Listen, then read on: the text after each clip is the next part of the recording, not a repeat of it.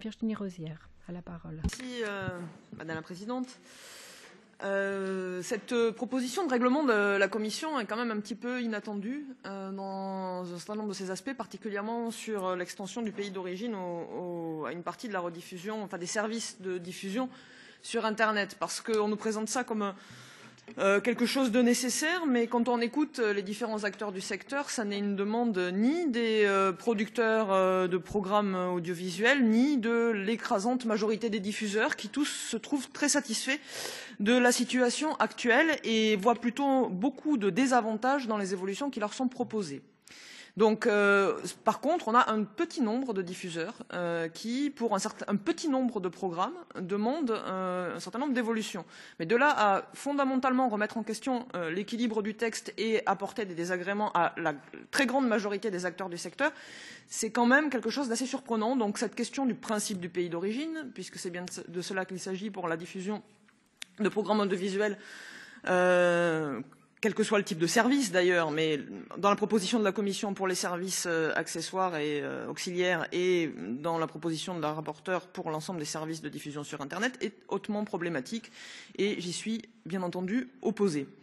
S'il s'agit, comme c'est le cas dans certains argumentaires, de porter sur un certain type de programmes bien précis, les programmes d'information des diffuseurs audiovisuels publics, à ce moment-là, ciblons-les explicitement. Mais n'allons pas créer les conditions pour en fait que demain la position contractuelle des auteurs et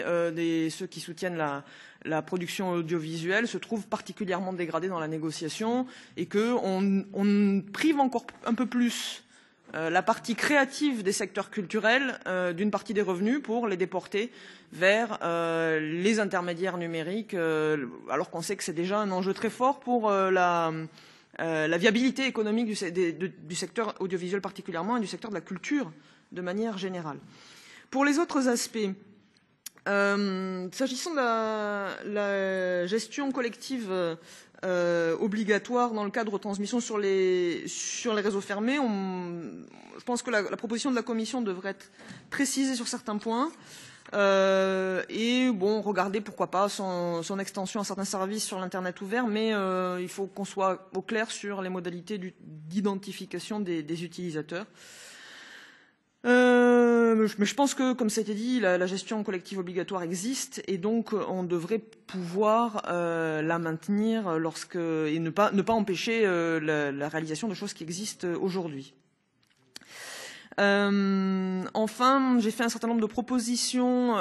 pour s'assurer de la neutralité technologique s'agissant de la diffusion des programmes par les câbles opérateurs pour là aussi que les évolutions technologiques ne changent pas les obligations des câblodiffuseurs et qu'on s'assure toujours de la juste rémunération de la production audiovisuelle. Donc aujourd'hui, le problème c'est qu'on n'a que très peu des amendements de compromis, mais je m'en suis déjà expliqué avec Julie Arreda, et donc c'est très difficile de se prononcer sur une partie réduite des compromis. Par ailleurs, j'espère qu'on aura d'autres réunions de shadow que celle qui est prévue demain, puisque comme je l'ai indiqué de longue date, je ne pourrai y participer, mais on a, je pense, encore pas mal de travail sur ce texte, puisque on a des positions qui sont quand même assez loin de faire consensus aujourd'hui.